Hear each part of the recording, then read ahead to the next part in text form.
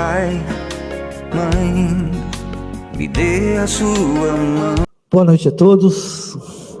É uma alegria muito grande estar com vocês e principalmente os desencarnados. Hoje a casa está cheia, não só como encarnados, como também desencarnados. Inicia hoje o primeiro encontro de conscientização do transtorno do espectro autista. Esse evento não é meu, esse evento é nosso. A espiritualidade está trabalhando isso em todo o mundo. Porque hoje 70 milhões de pessoas estão nesse processo de autismo, onde 1 a cada 36 crianças no mundo vem com o espectro de autismo. E nós, durante todo esse mês de abril, nós estaremos trazendo profissionais especializados da área para conversarem com vocês, com você aí de casa também, que tem alguma experiência com o autismo, seja familiar, conhecido, ou até em busca de conhecimento. Então nós estamos trazendo profissionais especializados. Hoje nós teremos um dos psicólogos mais conceituados da nossa Baixada Santista, que vai falar sobre o autismo numa ótica espiritual. E também teremos amanhã, no dia 2, nós traremos lá no Ceará de Jesus, a Avenida Washington Luiz 433, lá no Gonzaga. Vamos trazer profissionais, como a doutora Cristina, a Fernanda e a Tabata, que são neuropsicólogas, né? Muitas com conhecimento imenso dessa área. Eles são do CREM, da prefeitura, e também a Cristina, que é do Instituto Vitor Gabriel. É uma família que tem uma experiência muito grande, porque o filho dela é autista. Então, conto com vocês amanhã, lá também no Ceará de Jesus, onde vai ser aberto ao público para perguntas, dúvidas e até depoimentos. Se você aí de casa tem algum depoimento, alguma pergunta, compareça amanhã, tá bom? E vocês também estão todos convidados. E para isso, para falar sobre autismo, o nosso querido Davidson, que vai falar sobre Jonas, né? Um autismo e uma experiência de vidas passadas. Que Deus abençoe e a todos vocês também. Boa noite. Que Jesus possa irradiar esse ambiente com a sua luz e principalmente os nossos corações. É com muita alegria que estou aqui novamente para conversar com vocês. Eu gosto sempre de trazer temas que relacionam o espiritismo com a psicologia, porque eu entendo que um depende do outro. Tanto a psicologia precisa da doutrina espírita, desse conceito da espiritualidade, como a psicologia também precisa do espiritismo e vice-versa. E é sobre esse assunto que nós vamos tratar hoje aqui com vocês. É um assunto delicado, como qualquer assunto que envolve a espiritualidade, que envolve as vidas passadas e que envolve assuntos que estão relacionados à dor, à superação, à misericórdia e ao perdão. É sobre isso que nós vamos falar hoje. Muitas vezes a gente fica se perguntando onde é que estão os nossos entes queridos?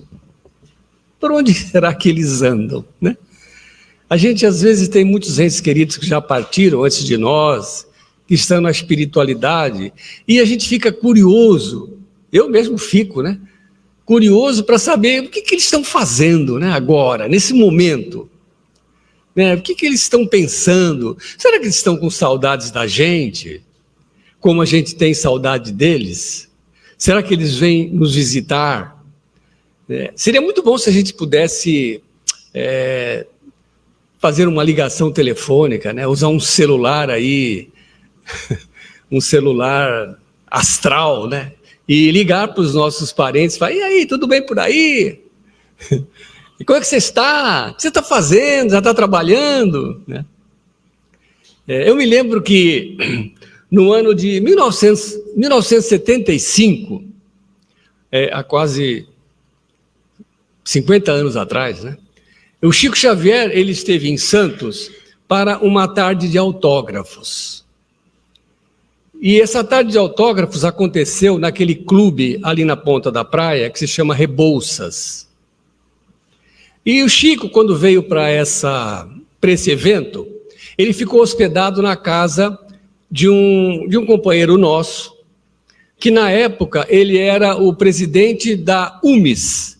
UMES era a União Municipal Espírita de Santos. E Chico então ficou hospedado na casa desse nosso amigo, desse companheiro, e porque esses eventos sempre terminavam muito tarde da noite. E nesse dia não foi diferente. Lá para 1h da manhã, que terminou aquela tarde de autógrafos, onde a gente pôde assim ter um contato direto com o Chico. Terminado isso, ele foi para a casa desse nosso amigo e foi logo repousar. No dia seguinte, ele estava no café da manhã, na cozinha lá da casa desse nosso amigo, reunido com outros companheiros da doutrina espírita. Estavam todos conversando animadamente com aquela presença luminosa do grande médium Chico Xavier.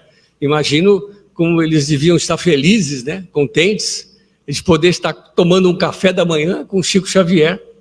Quando esse nosso amigo, no meio da conversa, ele se vira para o Chico e diz assim: Chico, será que eu posso fazer para você uma pergunta pessoal? Aí o Chico... Claro, se eu puder responder, eu vou responder. Aí ele disse o seguinte para o Chico: Chico, eu tenho um avô meu que já está desencarnado há uns 20 anos. E eu era muito, muito ligado a esse meu avô. Eu era mais ligado a esse meu avô do que com o meu próprio pai. Nós éramos muito, muito unidos, nós tínhamos uma afinidade muito grande, estávamos sempre um vendo o outro, se visitando, se falando, se conversando. Ele perguntava muito da minha vida. E aí ele desencarnou. Eu sofri bastante com a perda desse meu avô, com a partida dele. Mas nesses 20 anos, Chico, eu nunca recebi nenhuma mensagem do meu avô. Nada.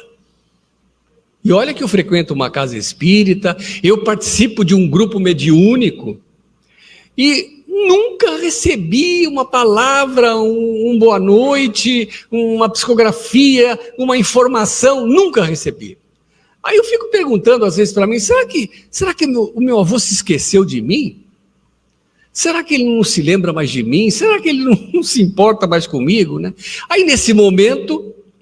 entra uma criança na cozinha, de uns 10 anos mais ou menos, beija o rosto do avô e sai correndo para o quintal. E o Chico acompanhou a criança com seu olhar, virou-se para esse nosso amigo e disse: "Olha o seu avô aí." As famílias são um laboratório de almas. Nós estamos encarnados e fazemos parte de famílias. As famílias se reúnem, que é para justamente um ajudar o outro. Aquele que leu uma página a mais do livro, aquele que deu um passo mais à frente, ajuda aquele que ficou retardatário. Às vezes, existem membros de uma grande família, porque a nossa família verdadeira, ela não se resume apenas nessa família que nós estamos agora ligados por laços consanguíneos. A nossa família se estende. Quando nós desencarnarmos, nós vamos conhecer outros membros da nossa família, que é numerosa. E essa família, elas vão crescendo, até que chegue um dia que toda a humanidade vai ser uma família só. Vai demorar um pouco, mas a ideia é essa, né? Que todos nós façamos parte de uma mesma família. E às vezes, existem membros da nossa família espiritual que se atrasam no caminho, ficam lá para trás, se perdem nas ilusões da vida e se tornam retardatários, que às vezes, por isso, eles não conseguem nem condições para reencarnar de novo naquela família, devido ao seu atraso, ao seu desvio do caminho. E às vezes, corações piedosos, né, acabam então trazendo essas pessoas para o seio da família, para ajudá-los a se reerguerem, a conseguirem novamente se reajustar àquele grupo familiar. Porque se não conseguirem, eles acabam inclusive perdendo até a oportunidade, né, de fazer parte daquele grupo. E aí acabam tendo que se reunir em outros grupos que estejam com afinidade a eles, para poderem então continuar sua caminhada. Então a família é como se fosse assim uma célula de um organismo humano. Nós temos o nosso organismo, o nosso corpo, vocês imaginam, trilhões de células. E as famílias é como se fossem mais células de um grande organismo social. E os membros de uma família, aquelas pessoas que compõem o núcleo familiar, é como se fossem as organelas que compõem uma célula humana. Então, é impossível nós termos, por exemplo, um organismo sadio se tivermos uma célula doente. Então, para uma sociedade sadia, para uma sociedade feliz, para uma sociedade ajustada, é preciso que todas as famílias estejam saudáveis. Então, é por isso, né, que o panorama social do nosso mundo, que é um mundo ainda de expiações e provas, é um panorama, muitas vezes, que deixa a desejar, porque a gente percebe nitidamente que quantas coisas desagradáveis acontecem na nossa sociedade e no seio das famílias, né? Mas a família tem esse objetivo, de reunir pessoas que estão necessitadas, que estão precisando evoluir, e elas vão então vir juntas, numa mesma família, para que um acabe então servindo de amparo ao outro. É essa a finalidade da família, dos nossos filhos. O escritor espírita, muito famoso, muito conhecido, escreveu vários livros, é uma pessoa muito inteligente que eu sempre admirei e já li quase todos os livros dele, se chama Hermínio C. Miranda. Não sei se vocês conhecem, Hermínio C. Miranda. Inclusive, tem muitos livros deles que são utilizados em grupos de estudos dentro da Casa Espírita. Hermínio Miranda, ele escreveu um livro que se chama Os Nossos Filhos São Espíritos. Para toda pessoa da minha família, para toda mulher da minha família que fica grávida, eu dou esse livro de presente. Porque os nossos filhos, né, são espíritos. Os nossos filhos, eles têm necessidades igual a nós. Os nossos filhos, eles vão sofrer, nós não podemos impedir que eles sofram. Os nossos filhos vão encontrar problemas, eles vão sentir dor, muitas vezes eles vão ser enganados, vão ser traídos, exatamente como nós. Se a gente tentar impedir isso dos nossos filhos, nós vamos estar super protegendo os nossos filhos e nós não vamos estar ajudando eles no seu progresso.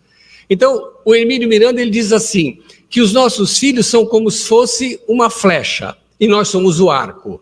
Então, nós pegamos a flecha e disparamos aquela flecha para a vida.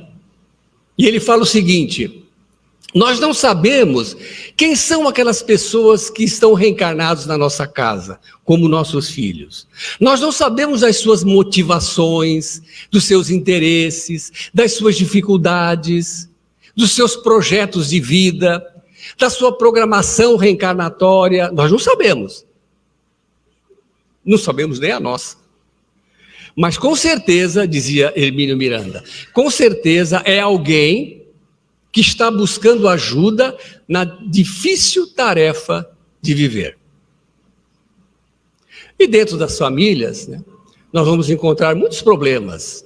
Problemas psicológicos, problemas de relacionamento, problemas mentais, problemas sociais. E esses problemas existem porque nós precisamos aprender a conviver com essas pessoas.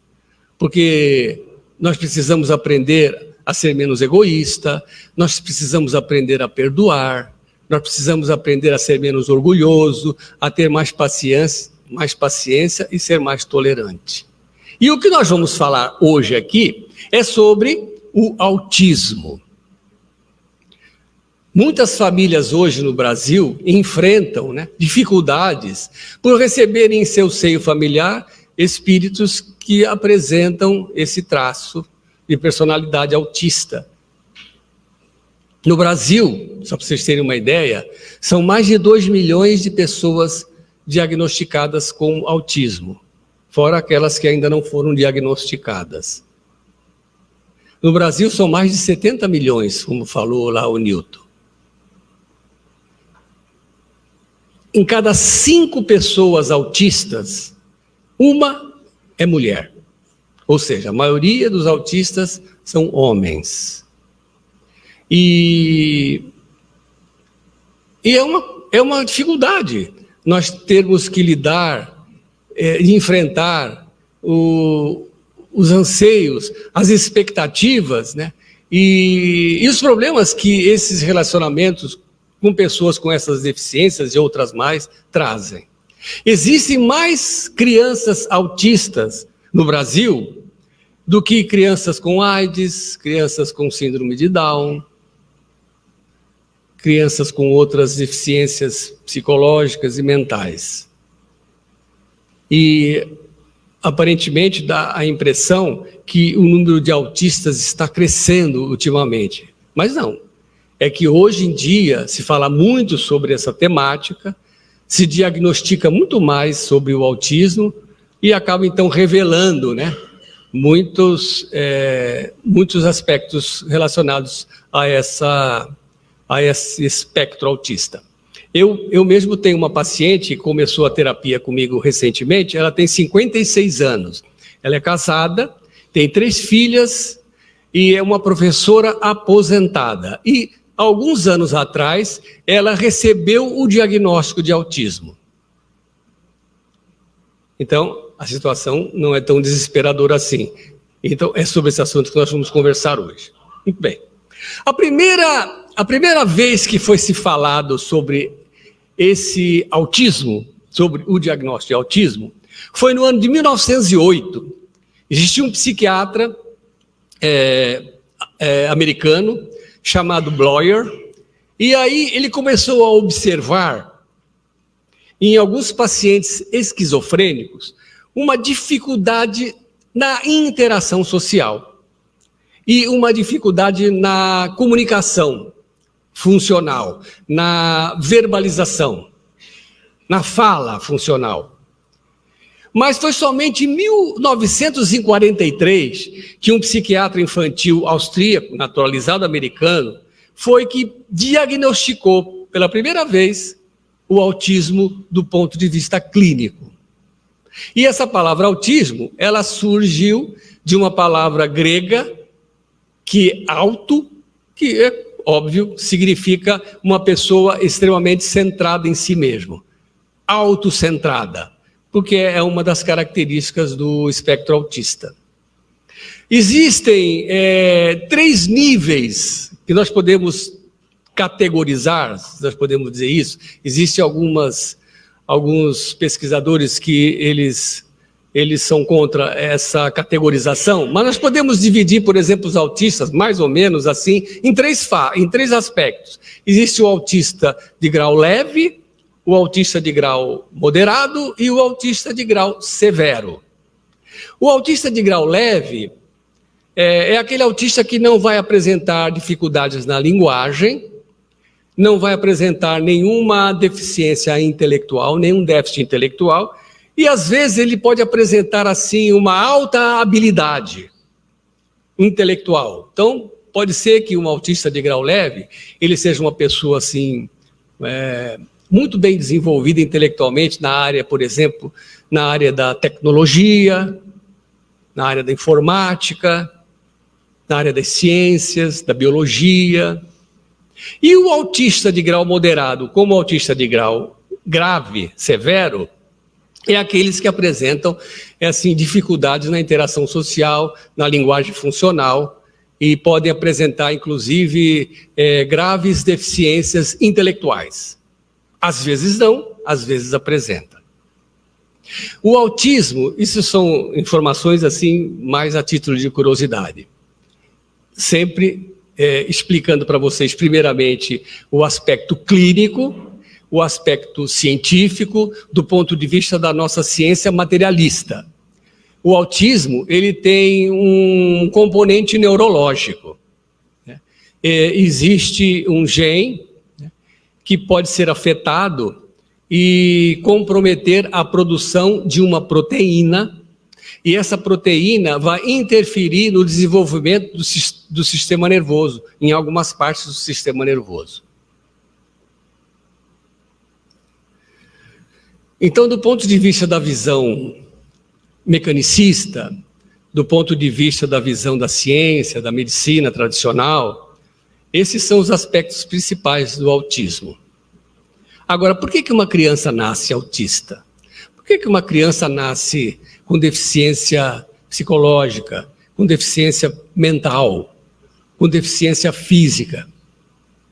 Quais são as características, os aspectos importantes que nós poderíamos, assim, avaliar com relação a esse tipo de problema, a esse tipo de deficiência?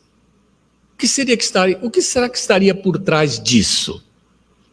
Eu trouxe para vocês hoje uma história que eu vou contar. É uma história real, verdadeira. Vocês sabem, eu já falei para vocês aqui, de uma outra vez, que eu trabalho com terapia de vidas passadas, eu sou psicólogo, e eu já trabalho com isso há 22 anos. Eu já fiz no consultório, nesses 22 anos, quase 5.000 sessões de regressão a vidas passadas. Então vocês imaginam a quantidade de histórias que eu já não ouvi dos outros.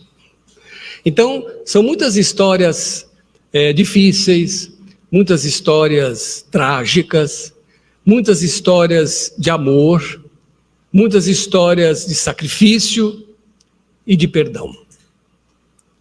E essas histórias que a gente ouve no consultório, relatado pelo paciente, pelo processo de regressão de memória, são histórias que todos nós. Eu posso dizer, inclusive, que os nossos problemas são muito comuns. Quando o paciente começa, nas sessões de entrevistas, relatar os seus problemas, as dificuldades que ele está passando, as dores que fizeram com que ele buscasse a terapia, eu já vislumbro até que história que ele vai contar da sua vida passada. Por quê? Porque são muito comuns os nossos problemas. Os nossos problemas, na maior parte das vezes, meus irmãos, giram em torno da dificuldade que nós temos de perdoar, das mágoas que a gente guarda, dos ressentimentos. Tem muitas vezes relação com os erros cometidos no passado em virtude do nosso orgulho, da nossa vaidade, do nosso egoísmo, da nossa intransigência, principalmente quando nós animamos no passado, em outras vidas, personagens que tiveram muito poder nas mãos, ou muita autoridade, ou que tiveram muito dinheiro, fama, sedução. Então, nesses personagens que viveram essas histórias, é muito mais fácil a gente, como se diz popularmente, pisar na jaca e fazer coisas erradas. E quando fazemos coisas erradas, nós temos que responder por aquilo que fizemos. Porque nós somos responsáveis pelas nossas atitudes. Nós vivemos num universo ético. E temos responsabilidade pelo que nós fizemos. Então, se nós tiramos 1 centavo de alguém, em algum dia, nós teremos que devolver esse centavo. Leve o tempo que for. Mas se nós doarmos 1 centavo para alguém, nós vamos receber em dobro. O que é melhor? Então, a história que eu vou contar para vocês é a história do Jonas.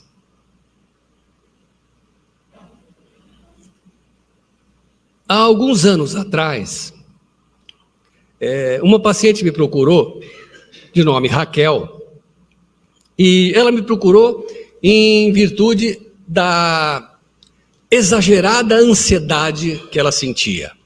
Era uma pessoa ansiosa crônica. aquela pessoa que a gente costuma diagnosticar como distúrbio de ansiedade generalizada. E essa ansiedade que ela sentia já vinha provocando vários sintomas relacionados à sua ansiedade. Às vezes ela tinha até sensação de desmaios, manchas que às vezes apareciam no seu corpo, quedas de cabelo, às vezes também até apresentou transtornos de pânico. E ela me procurou por esse motivo. Raquel, ela era casada, tinha mais ou menos na época uns 40 anos de idade, era jovem, uma jovem senhora. Tinha 2 filhos, uma menina de 15 anos de idade e um menino de 10 anos que apresentava o espectro autista de grau moderado. Fizemos as sessões de entrevistas antes de realizarmos as sessões de regressão. E na primeira sessão que nós estávamos conversando, eu percebi nitidamente que se tratava de realmente uma pessoa muito ansiosa. E a ansiedade, como eu expliquei para vocês aqui uma outra vez que eu falei sobre a ansiedade crônica, na maior parte das vezes, tem uma etiologia que está relacionada ao sentimento de culpa. Então, muitas pessoas que carregam consigo sentimentos de culpa, essa culpa hoje internalizada em sua alma, pode se manifestar na vida atual como um distúrbio de ansiedade crônica.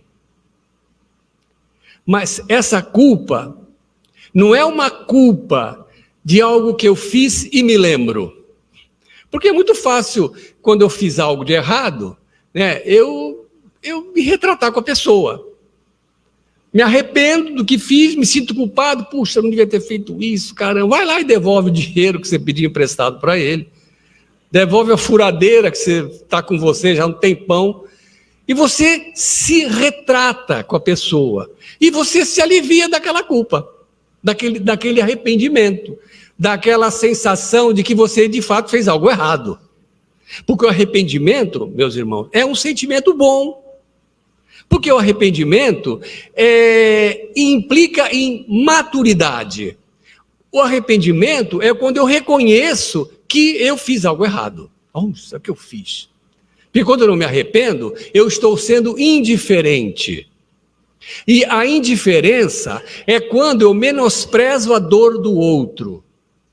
Mas quando eu me arrependo, não, eu reconheço o que eu fiz e eu vou lá e me retrato com a pessoa. Mas tem pessoas que transformam o arrependimento em culpa, que é muito diferente. Aliás, a culpa é o pior sentimento que nós podemos sentir. O pior. Já até falei isso aqui para vocês anteriormente. Porque a culpa, meus irmãos, a culpa é quando eu não me perdoo. Tem até uma questão no Livro dos Espíritos, que eu não me lembro o número agora da questão, mas o Kardec pergunta para os espíritos: qual é a maior dor, qual é o maior sofrimento que um indivíduo pode passar na vida? Que um espírito pode sentir? Qual é o maior sofrimento? Os espíritos respondem assim, simplesmente: quando ele se acha condenado sem perdão. Como é que se chama isso? Culpa. A culpa é arrasadora, destruidora. A culpa, ela estagna a pessoa, imobiliza, trava a sua vida.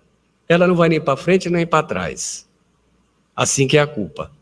Muitos de nós sentimos culpas e não sabemos. Porque eu estou me referindo a uma culpa inconsciente. Na verdade, essa culpa, ela está relacionada a coisas que aconteceram em outra vida, que a gente não se lembra conscientemente.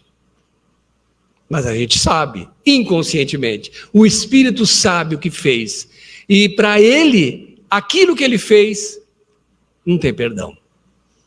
Você se lembra quando a gente era Quando a gente era criança, quando a gente era católico, eu sei que tem muita gente aqui que é egresso da religião católica, frequentou muito tempo a igreja, né?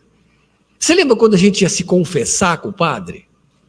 Então a gente chegava para o padre e falava assim: padre, pequei. Meu filho, o que foi que você fez? Aí você relatava o seu pecado, e o padre então te abençoava e falava para você cumprir uma penitência. Eu estava delegando àquela pessoa o poder de me perdoar. Percebe? Quando a gente era criança, a fazer alguma coisa errada, a nossa mãe põe a gente de castigo. Você vai ficar sentado aí até aquele ponteiro do relógio chegar lá em cima. E aí, eu era punido por algo que eu fiz de errado. Quando terminava a punição, o que eu aprendia? Puxa, zerei a culpa. O que a gente tenta fazer sempre na nossa vida é tentar zerar essa culpa. Só que eu não me perdoo pelo que eu fiz. E aí, muitas vezes, né, como eu expliquei, essa culpa acaba se apresentando hoje como um distúrbio de ansiedade generalizada ou uma ansiedade crônica. E existem algumas características que a pessoa que tem ansiedade crônica apresenta, mas não é o caso nosso agora aqui. Eu vou contar a história então da Raquel. Então ela tinha um menino de 10 anos que apresentava o espectro autista de grau moderado, uma dificuldade, uma perda na linguagem funcional, reduzido déficit intelectual.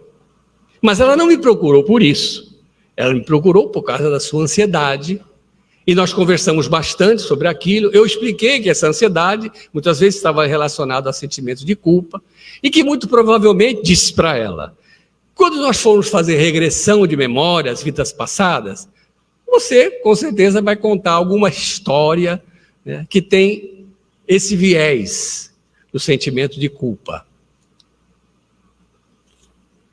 Aí alguém pode estar pensando assim, ou se perguntando: moxa, mas se eu já não me perdoo por algo que eu fiz no passado e não me lembro, se eu me lembrar disso, não vai ser pior? Eu já não me lembro e não me perdoo, aí eu vou me lembrar que eu matei alguém, eu não vou me sentir mais culpado ainda? Não vai ser mais difícil ainda para eu me perdoar? Não. Porque aí nós vamos trabalhar aquele conteúdo daquela história. Vamos trabalhar o seu personagem daquela vida, que ainda carrega esse sentimento de culpa até hoje. Aquele personagem que você foi lá no passado, aquele que está sofrendo por conta daquele sentimento que ele carrega no coração e que ele não tira do coração, ele ainda está vivendo aquela história. Ah, mas eu já reencarnei e não resolveu isso? Não. Muitas vezes, meus irmãos, a gente encontra no consultório, através da regressão de memória, mágoas, ressentimentos, culpas que se arrastam há séculos. É preciso resolver, senão aquilo não passa. Então a Raquel me procurou por causa disso, expliquei muito bem para ela, e aí então nós fomos fazer regressão de memória. Aí veio uma história completa sobre a sua vida no passado. Ela se chamava Maria e morava assim numa região, pela sua descrição dos lugares, das montanhas, do clima, parecia ser algum lugar na Espanha, na Catalunha, mais precisamente. Era um lugar frio. Ela disse que em alguma época do ano caía neve, e ela pertencia a uma família abastada daquela pequena cidade, uma família rica, morava numa casa enorme com seus pais e era filha única, uma casa cheia de empregados. Um dia, seu pai chegou para ela e disse assim: minha filha, arrumei um casamento para você. Como, pai? Um casamento? Sim. aquele rapaz que você conheceu no baile? Qual rapaz? Aquele que você chegou a dançar uma música com ele? Sim, ele está apaixonado por você. E o interesse das nossas famílias, ele é de uma família muito rica. Ele pertence a uma família nobre aqui da nossa cidade e existe um interesse muito grande que nós façamos a união dele com você. Mas pai, eu nem conheço o rapaz. Eu nem gosto dele. Como eu vou me casar com uma pessoa que eu nem conheço? Filha, o amor vem com o tempo. Isso é uma coisa menos importância. O pai era muito austero, irredutível. E a Maria ficou extremamente decepcionada, arrasada, porque o seu coração já pertencia a uma outra pessoa. Ela se encontrava às escondidas com um rapaz que se chamava Jonas e que morava assim, não muito longe da casa deles. Mas era um rapaz de uma família pobre, inclusive ele era mulato, e os pais do Jonas aparentemente eram lavradores. Mas o fato dele ser um rapaz pobre, e não impediu que nascesse entre ele e a Maria um amor muito profundo, um amor muito grande, que unia os dois. E eles se encontravam às escondidas, porque, obviamente, eles não sabiam como resolver aquela situação dos dois, e com certeza o seu pai jamais permitiria que ela se relacionasse com aquele rapaz pobre, filhos de lavradores. E então uma amiga sua, muito amiga sua, ajudava ela a se encontrar com o Jonas, acobertando, o relacionamento dos dois. Até que o pai da Maria descobre. Quando ele descobre, ele acaba então trancando Maria dentro de casa, impedindo que ela saísse para se encontrar com aquele rapaz, e manteve Maria reclusa até que o seu casamento arranjado se consumasse. Maria ficou desesperada com aquilo.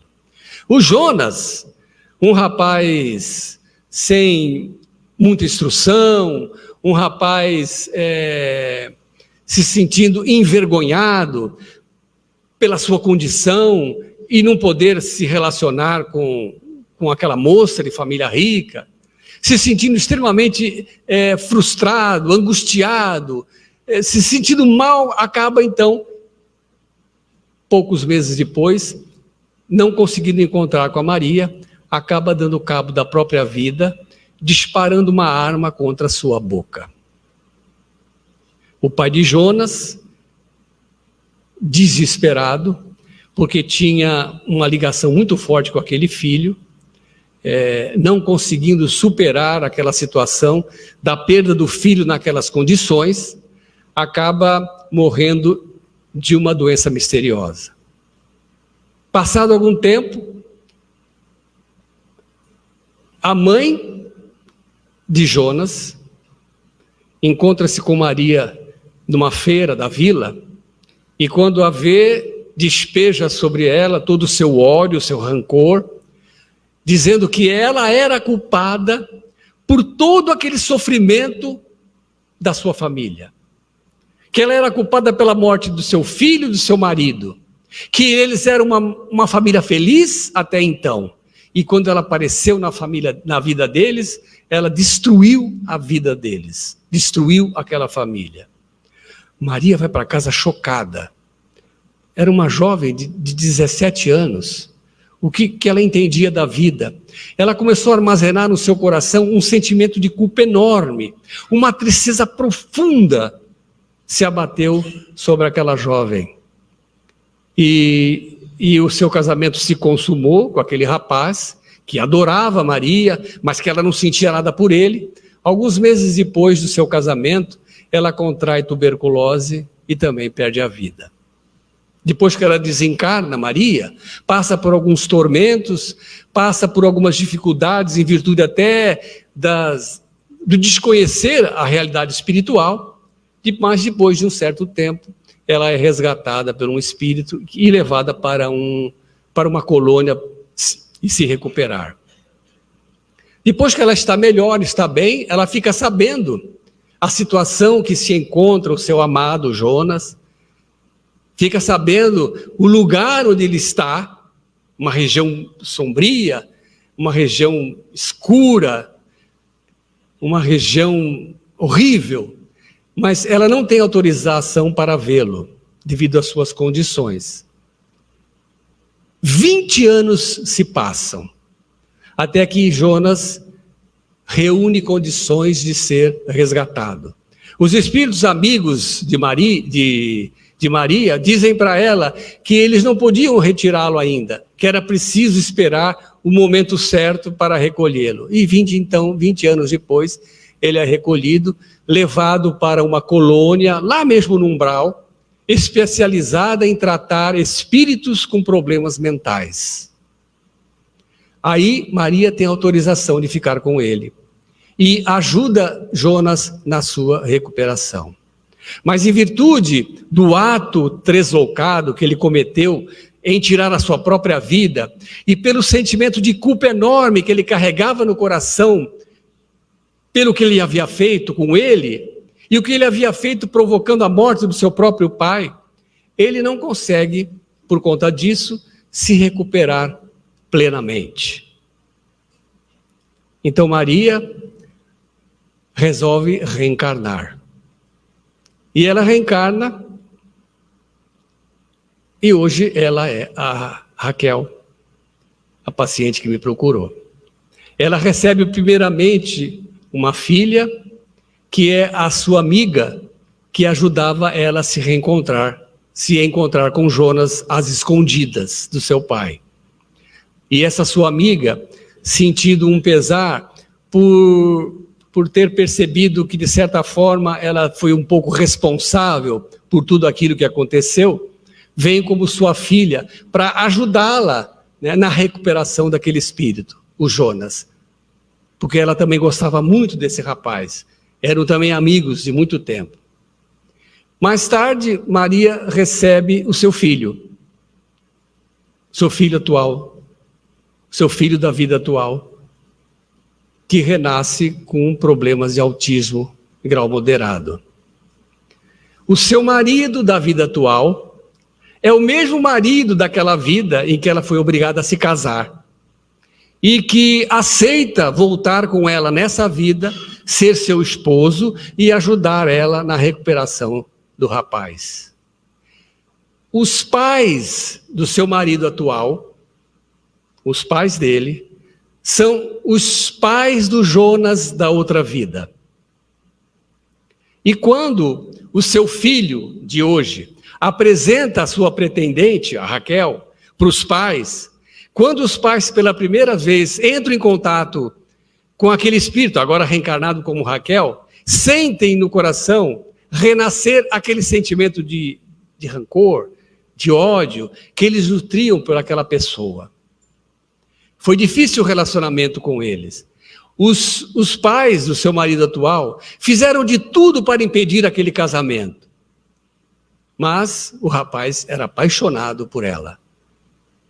E apesar de todo esse impedimento, de toda a dificuldade que seus pais criaram, ele se casa com Raquel. Quando nasce o seu filho, e quando esse seu filho entra em contato com os avós atuais, e quando esses avós veem essa criança, sentem no íntimo da alma, dentro da alma do espírito, sentem a reaproximação com o seu filho de outrora, que havia se suicidado. Sentem um amor enorme, um amor gigante pelaquela criança.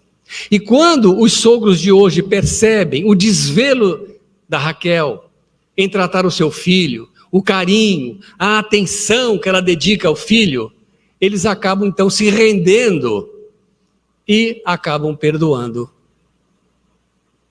a Raquel. Hoje vivem bem. É óbvio que nem todos os casos de autismo se explica dessa forma. Geralmente os casos de autismo, que a gente classifica como grau leve, a gente percebe que esses espíritos que hoje apresentam esse grau de autismo leve, na verdade, a sua dificuldade na vida atual tem a ver com o fato de terem rejeitado a reencarnação. É como se assim, eles reencarnaram, se planejaram para essa vida e no último momento não quero mais reencarnar. Aí reencarnaram. O próprio Divaldo Pereira Franco, ele conta algumas histórias, né, que tem a ver com esses sintomas, e o mesmo autor que eu citei no início, o Hermínio Miranda, ele escreveu um livro que se chama, um livro grosso assim, que eu também já li, muito bom, se chama Autismo, uma leitura espiritual. E nesse livro ele faz essa alusão que muitos autistas, na verdade, são espíritos que rejeitaram a reencarnação. Estão reencarnados, mas não queriam estar. Por isso a sua dificuldade no relacionamento com a vida, com as pessoas. Essa paciente que eu atendo, que tem 56 anos, que há alguns anos atrás descobriu que é autista em grau leve, ela mesmo disse para mim, de fato, quando eu falei para ela dessa hipótese, ela falou assim, de fato, é como se eu realmente não quisesse viver nesse mundo. É como se eu quisesse ir embora. É como se eu não fizesse parte dessa família, dessas pessoas. Eu falei, você ama seu marido? Claro que eu amo, mas eu amo do meu jeito. Eu amo da minha forma.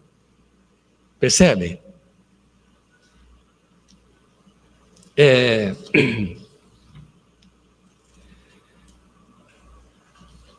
Os autistas, as crianças, muitas vezes, as crianças que podem ser diagnosticadas com algum grau de autismo, muitas vezes elas apresentam alguns sintomas, que eu vou descrever esses sintomas para vocês agora.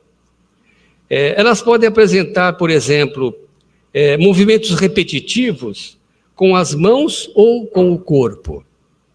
Manipulação de objetos repetidamente. Hábito de morder roupas ou puxar os cabelos. Problemas no sono. Recusa alimentar ou restrição a poucos alimentos. Interesses intensos. Então são aquelas pessoas que têm hiperfoco. São extremamente focadas em alguma situação. Falta de contato ocular. Falta de comunicação com gestos, déficit de linguagem e comunicação, dificuldade em participar de atividades em grupo, indiferença afetiva ou demonstrações inapropriadas de afeto, falta de empatia social ou emocional. O autista, ele é uma pessoa com algumas deficiências, que nem nós. Muitas vezes, a gente identifica as pessoas deficientes por inteiro. Então, se a pessoa apresenta alguma deficiência, a gente já qualifica aquela pessoa como deficiente por inteiro. Não. O autismo não vai ter problemas na vida, ele vai precisar de atenções especiais, que nem nós. Não existe nenhuma diferença. As dificuldades que ele tem, nós temos outras. E para encerrar, meus irmãos, eu vou ler para vocês uma poesia. Essa poesia, ela foi escrita por uma médium que recebeu por intuição, né, essas palavras que foram ditas pelo seu filho autista. E ela diz assim: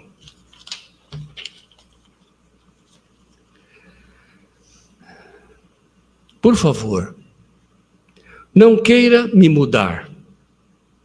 Eu sei que tenho defeitos, mas quem não os tem? Olhe para mim quando quiser minha atenção. Eu vou tentar te entender.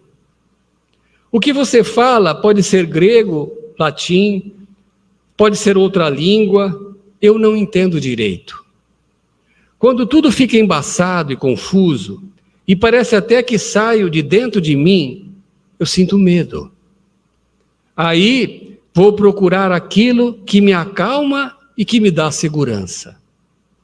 Aí vou procurar, aí às vezes é balançar minhas mãozinhas, às vezes é ficar pulando, apertar meu umbigo, tapar meus ouvidos, às vezes é deitar no chão e olhar para meus dedos.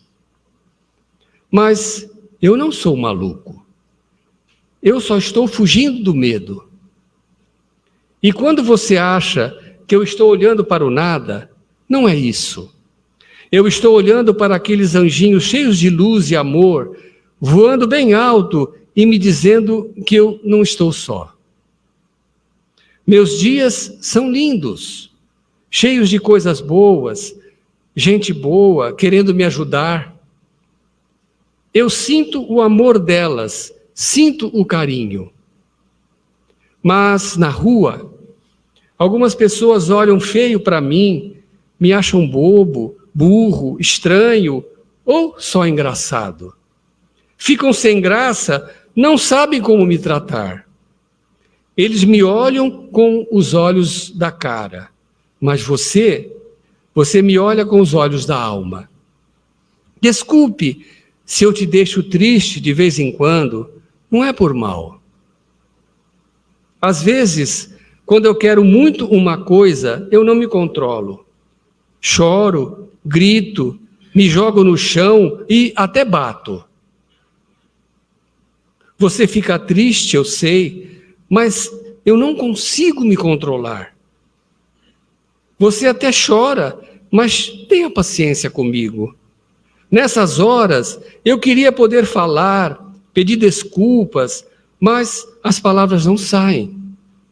Então, eu só te olho com os olhos cheios de amor e você me entende. E me perdoa e segue me amando. Seja como for, não chore. Desse meu jeito, eu te amo. Desse meu jeito, eu sou feliz. Você me faz feliz, mas não tente me mudar. Eu sou eternamente grato por você me ajudar. Depois dessa vida, no mundo das luzes, eu estarei esperando por você.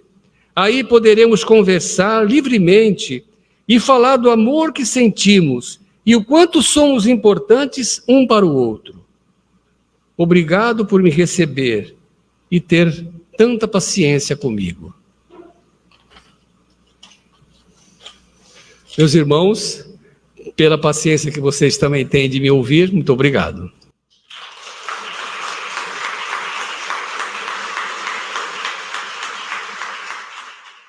Primeiro encontro de conscientização do transtorno do espectro autista. Apoio: Lar Espiritual Seara de José, Associação Espírita Seara de Jesus e Associação Espírita Jesus e a Caridade. Agradecimentos ao Centro de Reabilitação e Estimulação do Neurodesenvolvimento, CREM, e ao Instituto Vitor Gabriel. Coordenação: Newton Júnior. Compartilhem.